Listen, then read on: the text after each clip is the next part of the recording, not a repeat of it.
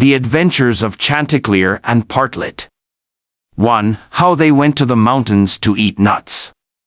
"The nuts are quite ripe now," said Chanticleer to his wife Partlet. "Suppose we go together to the mountains, and eat as many as we can, before the squirrel takes them all away."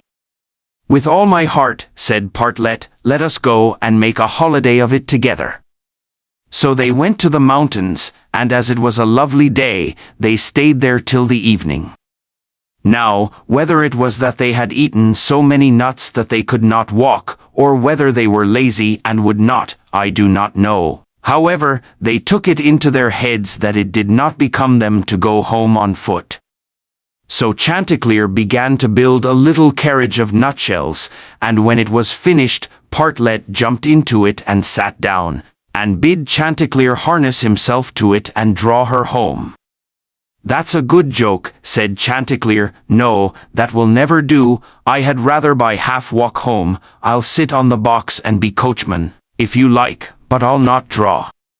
While this was passing, a duck came quacking up and cried out, "You thieving vagabonds, what business have you in my grounds? I'll give it you well for your insolence," and upon that she fell upon Chanticleer most lustily. But Chanticleer was no coward, and returned the duck's blows with his sharp spurs so fiercely that she soon began to cry out for mercy, which was only granted her upon condition that she would draw the carriage home for them. This she agreed to do, and Chanticleer got upon the box, and drove, crying, "Now, duck, get on as fast as you can." And away they went at a pretty good pace.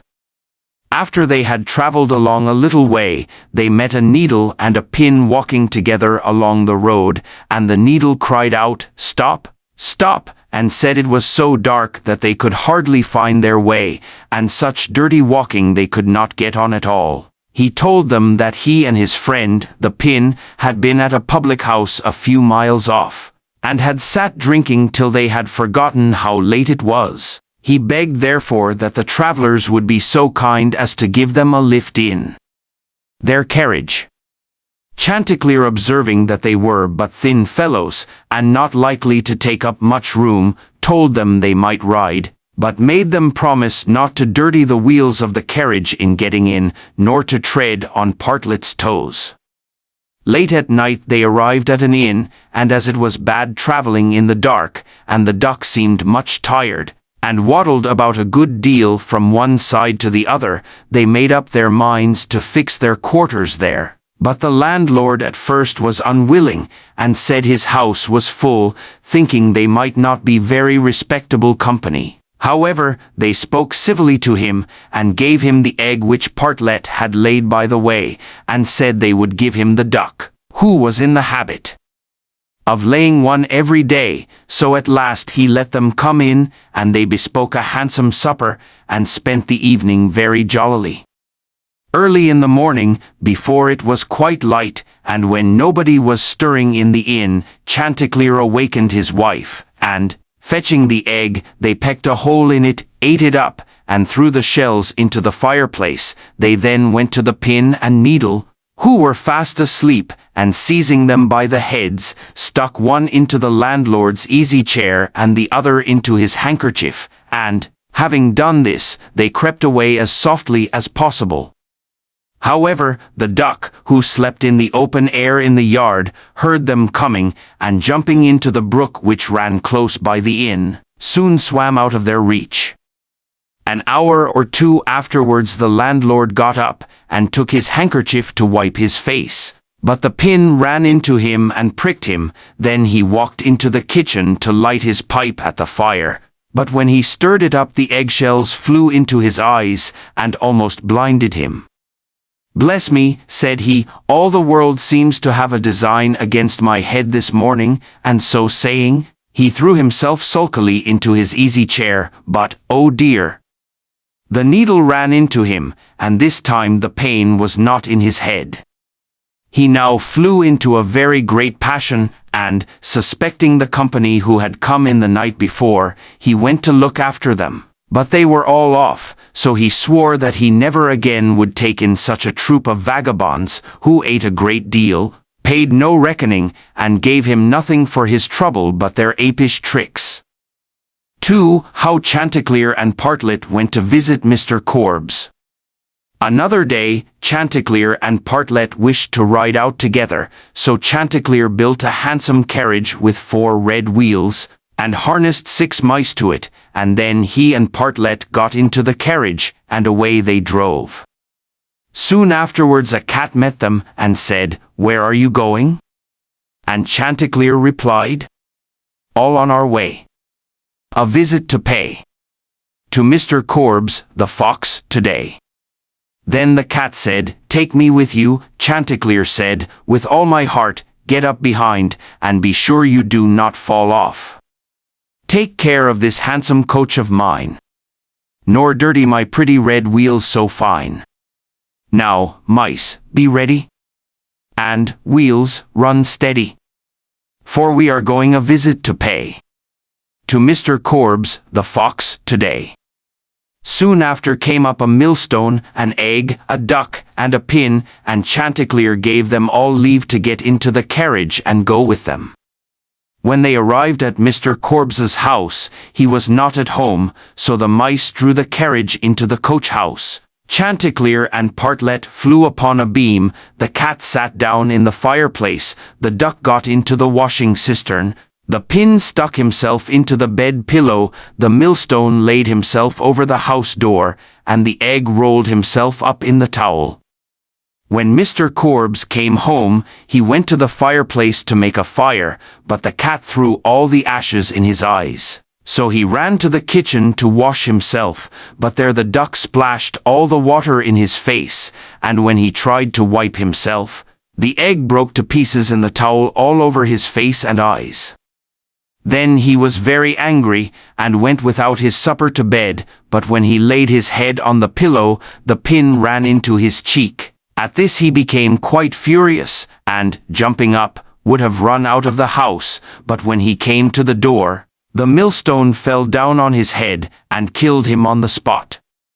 3. How Partlet died and was buried, and how Chanticleer died of grief.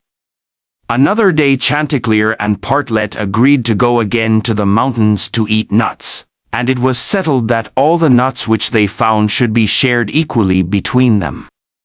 Now Partlet found a very large nut, but she said nothing about it to Chanticleer, and kept it all to herself. However, it was so big that she could not swallow it, and it stuck in her throat. Then she was in a great fright, and cried out to Chanticleer, "Pray run as fast as you can, and fetch me some water, or I shall be choked." Chanticleer ran as fast as he could to the river, and said, "River, give me some water, for Partlet lies in the mountain, and will be choked by a great nut." The river said, "Run first to the bride, and ask her for a silken cord to draw up the water." Chanticleer ran to the bride, and said, "Bride, you must give me a silken cord, for then the river will give me water, and the water I will carry to Partlet, who lies on the mountain, and will be choked by a great nut." But the bride said, "Run first, and bring me my garland that is hanging on a willow in the garden." Then Chanticleer ran to the garden, and took the garland from the bough where it hung, and brought it to the bride. And then the bride gave him the silken cord, and he took the silken cord to the river, and the river gave him water. And he carried the water to Partlet, but in the meantime she was choked by the great nut, and lay quite dead, and never moved any more. Then Chanticleer was very sorry, and cried bitterly, and all the beasts came and wept with him over poor Partlet.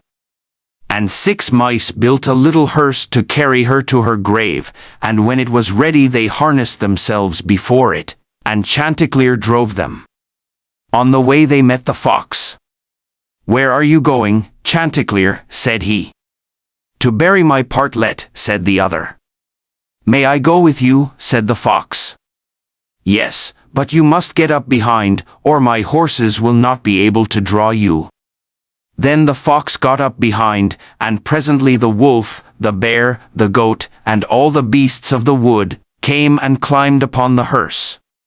So on they went till they came to a rapid stream. "How shall we get over?" said Chanticleer. Then said a straw, "I will lay myself across, and you may pass over upon me." But as the mice were going over, the straw slipped away and fell into the water, and the 6 mice all fell in and were drowned. What was to be done? Then a large log of wood came and said, "I am big enough, I will lay myself across the stream, and you shall pass over upon me." So he laid himself down, but they managed so clumsily that the log of wood fell in and was carried away by the stream.